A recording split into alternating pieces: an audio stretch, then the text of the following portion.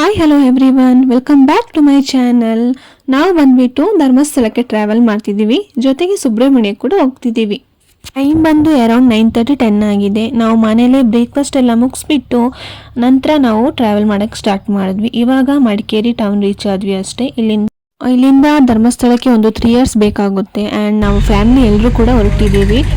ನೋಡ್ವಾ ಈ ವ್ಲಾಗ್ ಹೇಗೆ ಹೋಗುತ್ತೆ ಅಂತ ಹೇಳ್ಬಿಟ್ಟು. So stay tune guys.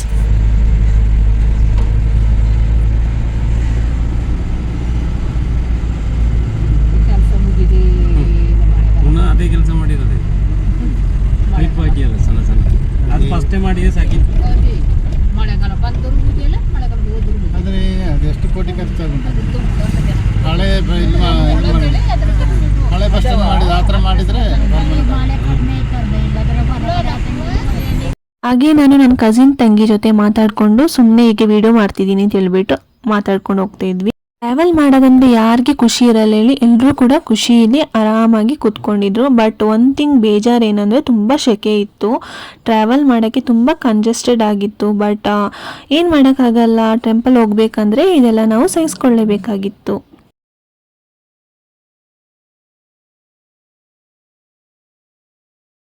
ಹಾಗೆ ಲೆಫ್ಟ್ ಸೈಡ್ ಬಂದು ನಮ್ಮ ಅತ್ತೆ ಕೂತಿದ್ರು, ರೈಟ್ ಸೈಡ್ ನಮ್ಮ ಪಾಪನ ಹಿಡ್ಕೊಂಡು ನಮ್ಮ ಅಮ್ಮ ಕೂತಿದ್ರು, ಬ್ಯಾಕ್ ಸೈಡಲ್ಲಿ ಬಂದು ನನ್ನ ಕಸಿನ್ಸ್ ಆಂಟಿ ಅತ್ತೆ ಕೂತಿದ್ರು. ಹಾಗೆ ಸ್ವಲ್ಪ ಮಡಿಕೇರಿಯಿಂದ ಮುಂದೆ ಹೋಗುವಾಗ ನಮಗೊಂದು ಫ್ರೂಟ್ ಶಾಪ್ ಕಾಣ್ತು ಲೆಫ್ಟ್ ಸೈಡಲ್ಲಿ ಬಂದುಬಿಟ್ಟು. ಅಲ್ಲಿ ಏನಾದರೂ ಫ್ರೂಟ್ಸ್ ತಗೊಳ್ಳೋ ಅಂತ ಹೇಳ್ಬಿಟ್ಟು ಗಾಡಿ ಸ್ಟಾಪ್ ಮಾಡಿದ್ವಿ. ಸೆಕೆ ಬೇರೆ ಆಗ್ತಿತ್ತು, ಏನಾದರೂ ಫ್ರೂಟ್ಸ್ ತಗೊಳ್ವಾ ಅಂತ ಹೇಳ್ಬಿಟ್ಟು ನನ್ನ ಅಂಕಲ್ ಆ್ಯಂಡ್ ಹಸ್ಬೆಂಡ್ ಅಲ್ಲಿ ಇಳ್ಕೊಂಡ್ರು. ಹೋಗ್ಬಿಟ್ಟು ಏನು ಫ್ರೂಟ್ಸ್ ತಗೊಳ್ವಾ ಅಂತ ನೋಡ್ತಿದ್ದಾರೆ. ಹಾಗೆ ನಮ್ಮದು ಲಾಂಗ್ ಜರ್ನಿ ಆಗಿರೋದ್ರಿಂದ ಇವಾಗ ಬೇಡ ಅನಿಸಿದ್ರು, ಫರ್ದರ್ ಟ್ರಾವೆಲಲ್ಲಿ ಏನಾದರೂ ಫ್ರೂಟ್ಸ್ ಬೇಕಾಗುತ್ತೆ ಅಂತ ಹೇಳ್ಬಿಟ್ಟು ಅಷ್ಟು ಫ್ರೂಟ್ಸ್ನ ಬೈ ಮಾಡಿದ್ರು. ಹಾಗೆ ನಾವು ಮನೆಯಿಂದನೂ ಬರುವಾಗ ಸ್ನ್ಯಾಕ್ಸ್ ಆ್ಯಂಡ್ ಸ್ವಲ್ಪ ಫ್ರೂಟ್ಸ್ನ ಕೂಡ ಕ್ಯಾರಿ ಮಾಡಿದ್ವಿ. ಯಾಕೆಂದರೆ ಮಿಡಲಲ್ಲಿ ಟ್ರಾವೆಲ್ ಮಾಡುವಾಗ ಏನಾದ್ರು ತಿನ್ನಲಿಕ್ಕೆ ಕ್ರೇವಿಂಗ್ಸ್ ಆಗ್ತಿರುತ್ತೆ ಅಂತ ಹೇಳ್ಬಿಟ್ಟು ತಗೊಬಂದಿದ್ವಿ. ಹಾಗೆ ನನ್ನ ಹಸ್ಬೆಂಡ್ ಮ್ಯಾಂಗೋ ತೋರಿಸ್ಬಿಟ್ಟು ಮಾತಾಡ್ತಿದ್ರು ಸುಮ್ಮನೆ ಹಾಗೆ. ಆ್ಯಂಡ್ ಸ್ವಲ್ಪ ಹೊತ್ತು 15 minutes ಇಲ್ಲೇ ಟೈಮ್ ಸ್ಪೆಂಡ್ ಮಾಡಿಬಿಟ್ಟು ನೆಕ್ಸ್ಟ್ ಪುನಃ ನಮ್ಮ ಟ್ರಾವೆಲ್ನ ಸ್ಟಾರ್ಟ್ ಮಾಡಿದ್ವಿ.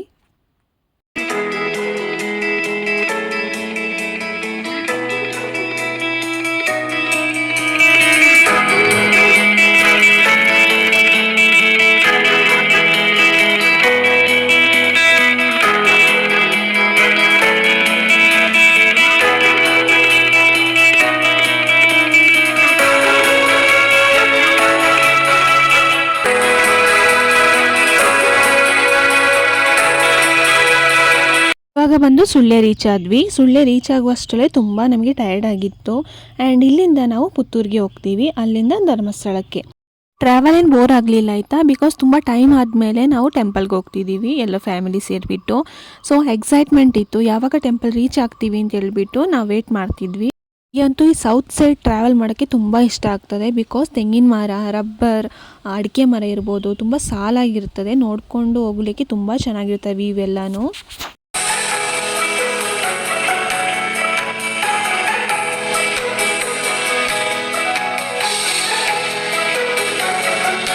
ಟೈಮ್ ಬಂದು 1:32 ಆಗಿತ್ತು. ನಾವು ಟೆಂಪಲ್ ರೀಚ್ ಆದ್ವಿ ಧರ್ಮಸ್ಥಳಕ್ಕೆ. ನಾವು ಡೈರೆಕ್ಟ್ ಟೆಂಪಲ್ಗೆ ಹೋಗಲಿಲ್ಲ, ನಾವು ನಿಯರ್ ಬೈ ರೂಮ್ ಮಾಡಿಬಿಟ್ಟು ಅಲ್ಲೇ ಸ್ವಲ್ಪ ಹೊತ್ತು ರೆಸ್ಟ್ ಮಾಡಿ ಆ್ಯಂಡ್ ಈವ್ನಿಂಗ್ ಟೆಂಪಲ್ಗೆ ಹೋಗುವ ಅಂತ ಹೇಳ್ಬಿಟ್ಟು ಅಲ್ಲಿದ್ವಿ.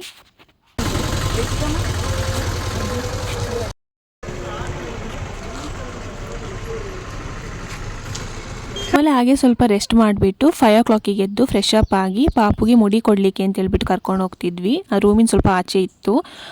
ಸೊ ಅವಳಿಗೆ 1 year ಆಗಿರೋದ್ರಿಂದ ಧರ್ಮಸ್ಥಳಕ್ಕೆ ಮುಡಿ ಕೊಡ್ಲಿಕ್ಕೆ ಕರ್ಕೊಬಂದ್ವಿ. ಇವಾಗ ಅಲ್ಲೇ ಹೋಗ್ತಿದ್ದೀವಿ. ಆ್ಯಂಡ್ ಇನ್ಸೈಡ್ ನಾನು ಯಾವುದು ವೀಡಿಯೋ ಮಾಡಲಿಕ್ಕಾಗಲಿಲ್ಲ, ಮಾಡಬಾರ್ದು ಕೂಡ ಅಲ್ಲಿ.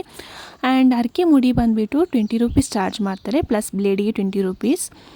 ಹಾಗೆ ಏರ್ ತೆಗ್ದಾದ್ಮೇಲೆ ನಿಧಿ ಬಂದು ಈ ಥರ ಕಾಣಿಸ್ತಿದ್ಲು, ಅವ್ರ ಪಪ್ಪ ಕರ್ಕೊಂಡಿದ್ದಾರೆ ಅವಳನ್ನ.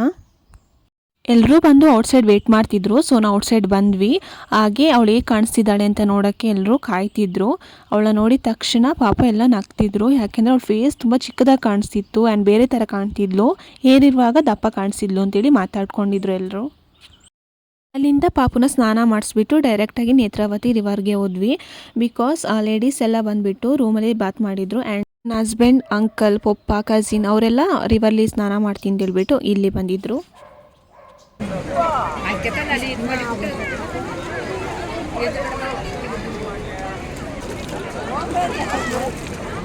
ತುಂಬಾ ಜನ ಇದ್ರು ರಿವರಲ್ಲಿ. ಬಟ್ ತುಂಬ ಲೇಟ್ ಆಗಿತ್ತು ಅಂತ ಹೇಳ್ಬಿಟ್ಟು ಜಾಸ್ತಿ ಜನ ಯಾರೂ ಸ್ನಾನ ಮಾಡ್ಲಿಕ್ಕೆ ಹೋಗ್ತಿರ್ಲಿಲ್ಲ.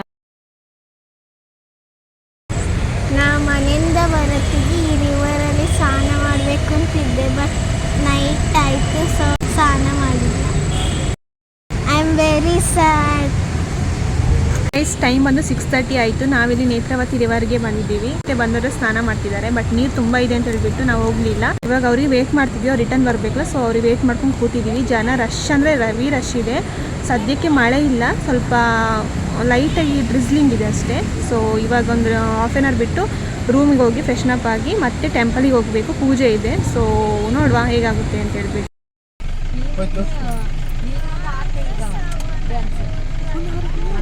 ರಿಟರ್ನ್ ನಾವು ರೂಮ್ಗೆ ಹೋಗಿ ಲೈಟಾಗಿ ಫ್ರೆಶ್ ಅಪ್ ಆಗಿ ಹಾಗೆ ಒಂದು 8 o'clock ಆಗುವಾಗ ನಾವು ಟೆಂಪಲ್ಗೆ ಹೊರಟ್ವಿ. ಆ್ಯಂಡ್ ಈ ಸೈಡ್ ನೋಡ್ಬೋದು ತುಂಬ ಚೆನ್ನಾಗಿರೋ ಶಾಪ್ ಇತ್ತು. ಇಯರಿಂಗ್ಸ್, ಬ್ಯಾಂಗಲ್ಸ್, ಚೈನ್, ಟಾಯ್ಸ್ ಇತ್ತು. ತುಂಬ ಅಫೋರ್ಡಬಲ್ ರೇಂಜಲ್ಲಿ ಇತ್ತು ಎಲ್ಲಾನು. ನಾವು ಹೋಗುವಾಗ ಏನು ಪರ್ಚೇಸ್ ಮಾಡಲಿಲ್ಲ, ಬಟ್ ರಿಟರ್ನ್ ಬರುವಾಗ ಮಗುಗೆ ಟಾಯ್ಸ್, ಸ್ವಲ್ಪ ಬ್ಯಾಂಗಲ್ಸ್, ನಮಗೆ ಈ ಥರ ಪರ್ಚೇಸ್ ಮಾಡಿದ್ವಿ ಅಷ್ಟೇ.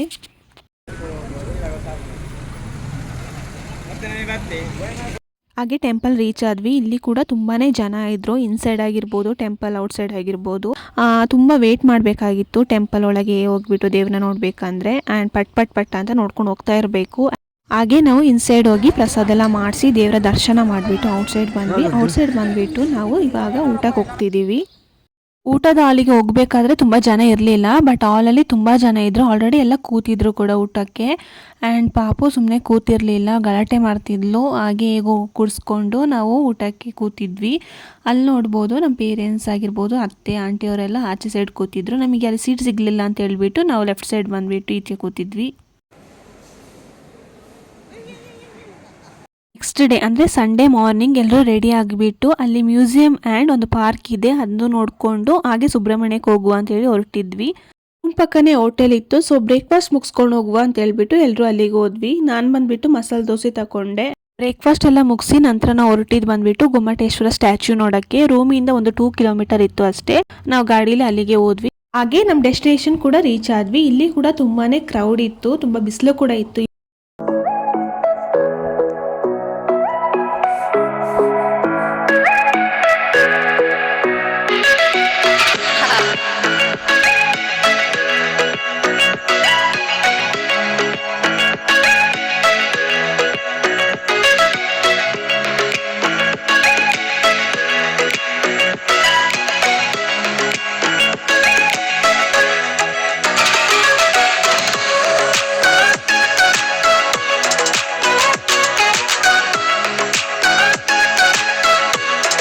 ಇಲ್ಲಿ ಬಂದು ನೋಟಿಸ್ ಬೋರ್ಡ್ ಥರ ಇತ್ತು. ಇಲ್ಲಿ ಅದರ ಎವ್ರಿ ಫೋಟೋಸ್ ಹಾಕಿದ್ರು, ಯಾವ ಥರ ಗೊಮ್ಮಟೇಶ್ವರ ಸ್ಟ್ಯಾಚು ಎಸ್ಟಾಬ್ಲಿಷ್ ಆಯಿತು, ಅದರ ಬ್ಯಾಕ್ಗ್ರೌಂಡ್ ಸ್ಟೋರಿ.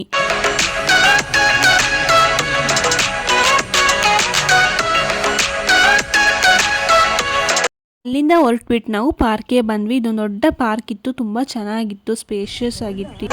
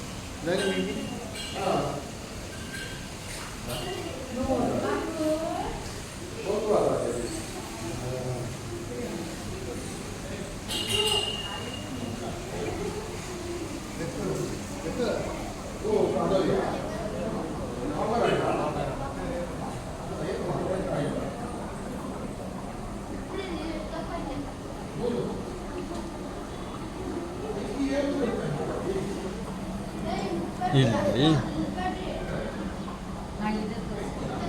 ಇಲ್ಲಿ ನೋಡಿ ಇಲ್ಲಿ. ನಿದ್ರೆ ಮಾಡ್ಕೊಂಡಿದ್ರೆ ಸಿಕ್ತಿತ್ತಾ ಸಿಕ್ಕೋ.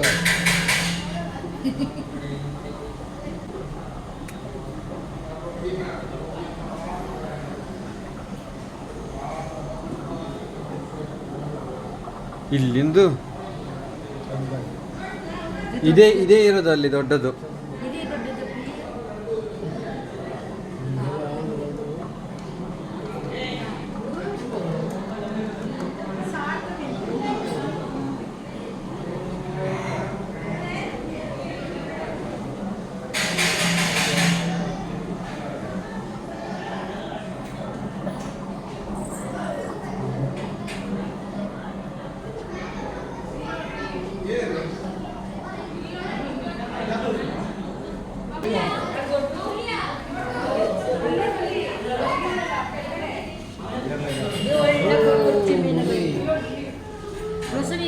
ಚೆನ್ನಾಗಿ ತಗೋಣ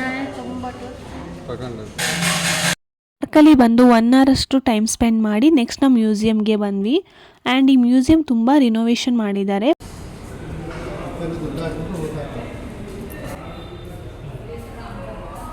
ನಮಗೊಂದು ಕೇಸ್ ಆಗಿದೆ.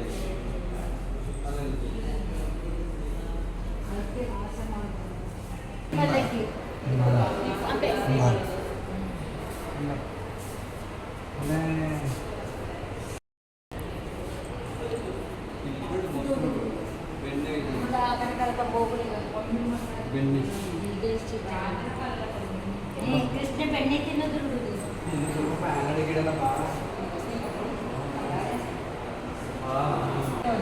ಅಲ್ಲ ಅವಲಕ್ಕಿ ಮಾಡ್ತಾರಲ್ಲ ಅದರಲ್ಲಿ ಅವಲಕ್ಕಿ